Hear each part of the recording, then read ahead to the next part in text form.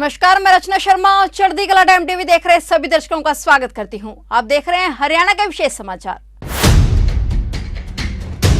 भारत की राष्ट्रपति द्रौपदी मुर्मू ने हाल ही में चौधरी चरण सिंह हरियाणा कृषि विश्वविद्यालय हिसार के 25वें दीक्षांत समारोह में बतौर मुख्य अतिथि शिरकत की और विद्यार्थियों को डिग्रियां व गोल्ड मेडल प्रदान किए। समारोह में हरियाणा के राज्यपाल और विश्वविद्यालय के कुलाधिपति बंडारू दत्तात्रेय, हरियाणा के मुख्यमंत्री मनोहर लाल, कृषि एवं किसान कल्याण मंत्री जेपी दलाल और विधानसभा उपाध्यक्ष रणबीर गंगवा सहित अन्य गणमान्य अतिथि उपस्थित रहे। इस मौके पर डिग्री प्राप्त करने वाले विद्यार्थियों में आधे से अधिक बेटियों की संख्या से गौरवान्वित हुई राष्ट्रपति मुर्मू ने कहा कि आज गोल्ड मेडल प्राप्त करने वाले विद्यार्थियों में भी 70% से अधिक छात्राएं हैं। यह संतोष और गर्व का विषय है कि हमारी बेटियां कृषि और संवर्ध विज्ञान सहित अनेक क्षेत्रों में आगे बढ़ रही हैं। इस अवसर पर राष्ट्रपति ने विद्यार्थियों को बधाई एवं शुभकामनाएं दी। इस मौके पर मुख्यमंत्री मनोहर लाल ने कहा कि युवा वैज्ञानिक अपनी उपलब्धियों से कृषि विश्वविद्यालय के साथ साथ हरियाणा का नाम देश विदेश में रोशन करेंगे। उन्होंने कहा कि शिक्षार्थ आइए सेवार्थ जाइए वाली कहावत को चरितार्थ करने के लिए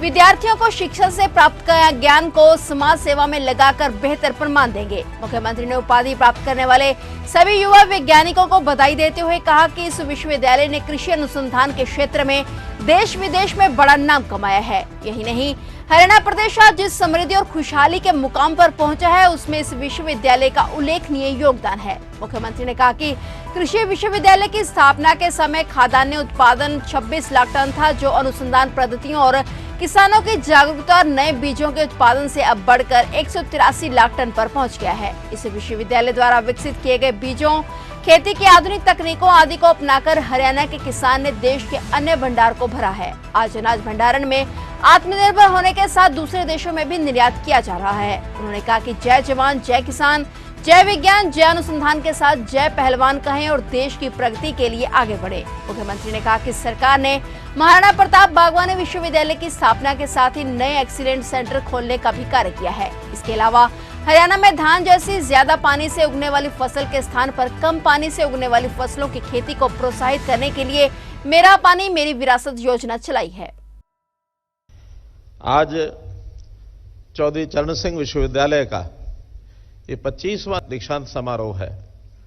मुझे आज इस अवसर पर बहुत प्रसन्नता हो रही है और साथ में 8 वर्ष पहले 2015 में 24वां दीक्षांत समारोह हुआ था, उस समय भी मुझे आने का अवसर मिला था।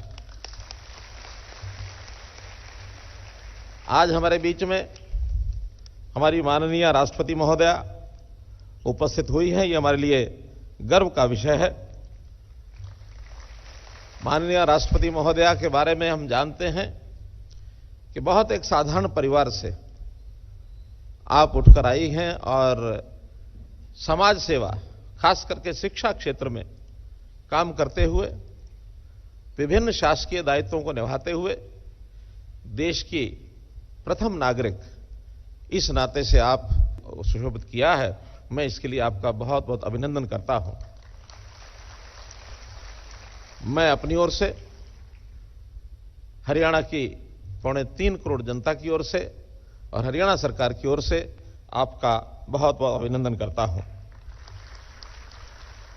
आज उपाधि प्राप्त करने वाले हमारे युवा वैज्ञानिक, उनको भी मैं बहुत बधाई देता हूं, क्योंकि जब हम शिक्षा प्राप्त करने के लिए यहां आते हैं तो हमारे मन पर एक वाक्य अंकित रहता है, शिक्षार्थ आइए सेवार्थ जाइए। अभी तक हमारा शिक्षा का ये समय चल रहा था, आज इसका दीक्षांत समारोह है। आज हमको डिग्रियां मिली हैं, हमको मेडल मिले हैं, ये शिक्षा पाने का, ज्ञान प्राप्त करने का एक प्रमाण है। लेकिन सेवा करने का काम आज हमारा शुरू हो रहा है। जिस सेवा के लिए हमको आज से जनता में जाना है, विभिन्न प्रकार से उनकी सेवा करनी है, तो हमारा जो कार्य है, हमारा जो काम है, सेवा को वास्तव में वो प्रमाण होगा हम किस प्रकार से जाकर के अपने मातृभूमि की सेवा करते हैं, अपने कृषक समाज की सेवा करते हैं, हरियाणा की सेवा करते हैं, देश का नाम कैसे ऊंचा बढ़ाते हैं। क्योंकि ये हरियाणा कृषि विश्वविद्यालय ये 1970 में स्थापित हुआ था और जिस समय स्थापित हुआ था उस समय देखा जाए तो हरियाणा बना ही बना था। हरियाणा का बहुत बड़ा भाग मरुस्थलीय विभाग था और जो हमारा अन्न था, उस समय अन्न की जो उपज थी वो बहुत ही कम थी और लगभग 26 लाख मीट्रिक टन उस समय की उपज थी। आज हरियाणा कृषि विश्वविद्यालय जैसे संस्थान और इसके साथ जुड़े हुए अन्य संस्थान, इनकी सबकी मेहनत, आप लोगों का सबका नया अनुसंधान, नई नई पद्धतियां, कृषक को जैसा आपने जागरूक किया, नए नए बीज, नए नए और जो उपक्रम आपने किए, जिसका परिणाम स्वरूप आज हम कह सकते हैं कि हरियाणा देश में, सारे देश का जो अन्न भंडारण का काम है, दूसरे स्थान पर आकर 183 lakh metric tonne, 183 lakh metric tonne ये उपज हरियाणा करता है। तो एक प्रकार से जब देश में अन्न का संकट था, लगता था कि हमारे यहां देश की आबादी को कौन इतना अन्न को पैदा करके खिलाएगा, तो जो हरित क्रांति थी, उस हरित क्रांति में मैडम हरियाणा जो है उस समय इसने अपना स्थान एक ऐसा बनाया। पंजाब और हरियाणा दो ही प्रदेश ऐसे थे कि सारे देश भर के लोगों का पेट की जो भूख की जो एक प्रकार से मिटाई थी। और आज हम कहते हैं कि हम आत्मनिर्भर हैं।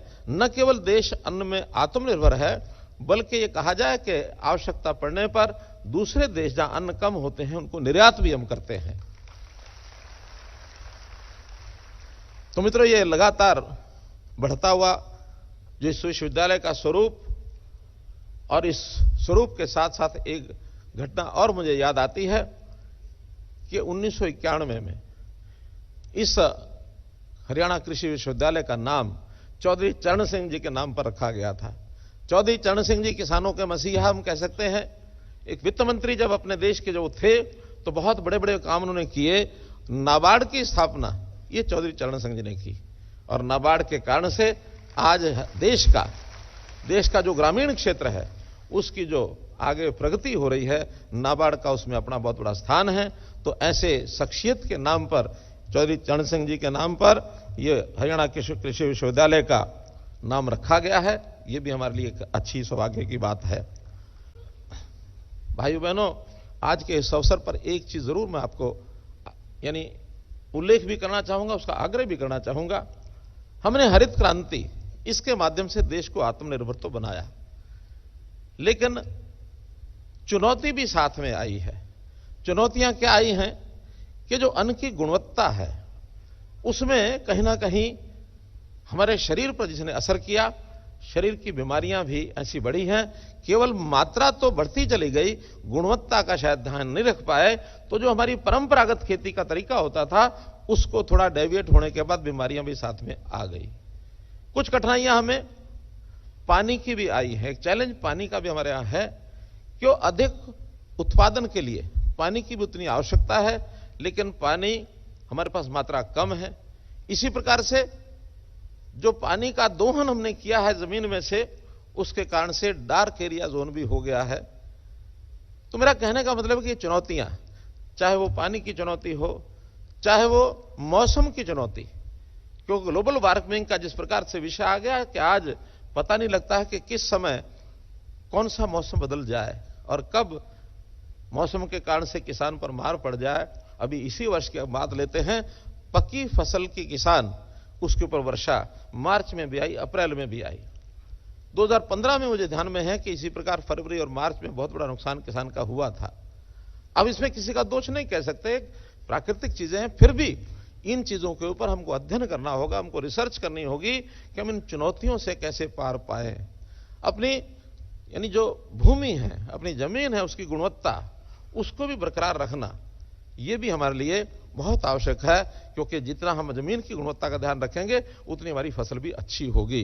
तो इन सब चुनौतियों को ध्यान में रखते हुए और मात्रा और गुणवत्ता दोनों को हम कैसे ठीक कर सकते हैं, साथ ही उत्पादन जो बढ़ गया है तो इसकी विपणन की भी अपनी कुछ चुनौतियां हैं, इसके भंडारण की भी चुनौतियां हैं। तो ऐसी इन चुनौतियों पर भी मैं जरूर अपेक्षा करूंगा कि आप लोग इसमें अपना काम करें।